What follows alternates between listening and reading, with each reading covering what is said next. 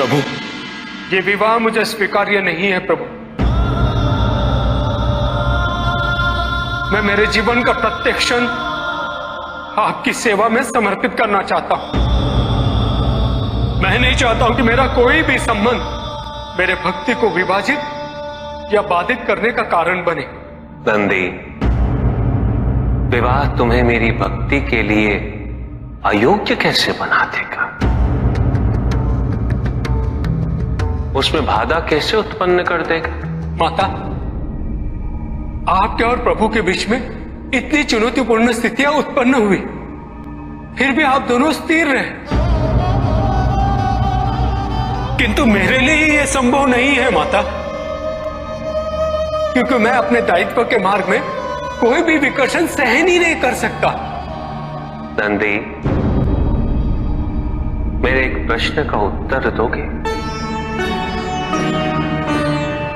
पहले तो तुम केवल मेरे प्रति ही समर्पित थे,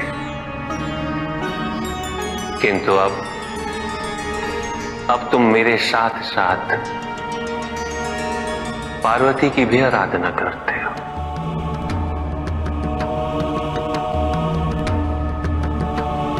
क्यों? प्रभु,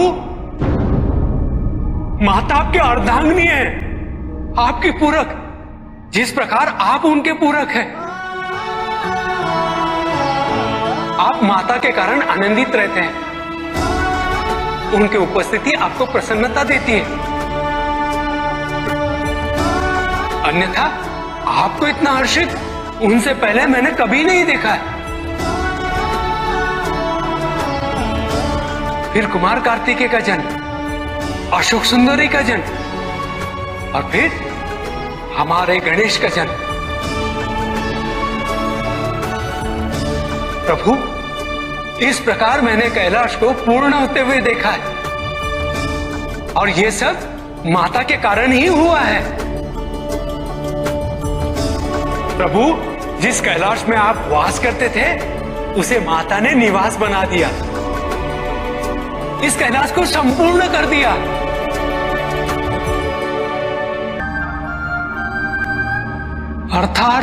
अर्थात व्यक्ति की पूर्णता हेतु विवाह आवश्यक है नंदी।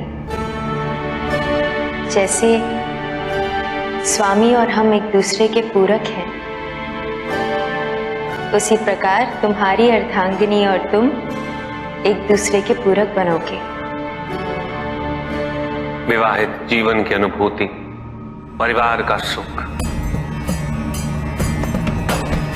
उसके सुख और उसकी सुरक्षा के लिए संघर्ष, ये सभी अनुभूतियां व्यक्ति के विकास के लिए अनिवार्य है नंदी। किंतु प्रभु, मेरी स्वतंत्रता। स्वतंत्र तो वो नहीं है नंदी जो विवाह के विचार से भयभीत होते हैं या संकोच करते हैं,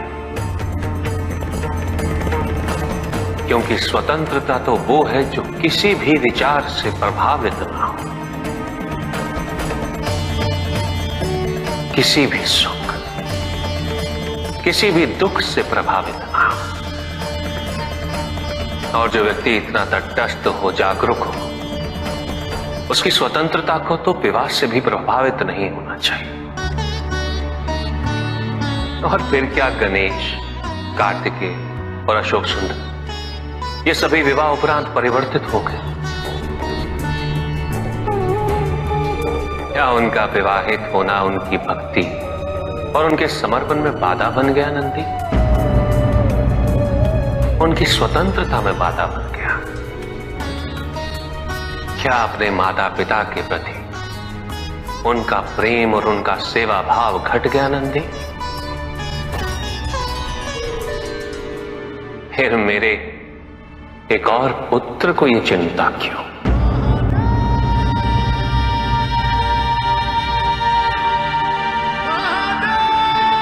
ये भय क्यों नंदी? अग्नि जलाती है, जल बुझाता है, दोनों के कार्य क्षेत्र पूर्व परिभाषित और भिन्न है। दोनों एक दूसरे को प्रतिस्थापित नहीं कर सकते। इसी प्रकार इस समस्त संसार में सभी की भूमिका पूर्व परिभाषित। संसार की यही विविधता इसकी विशेषता भी है।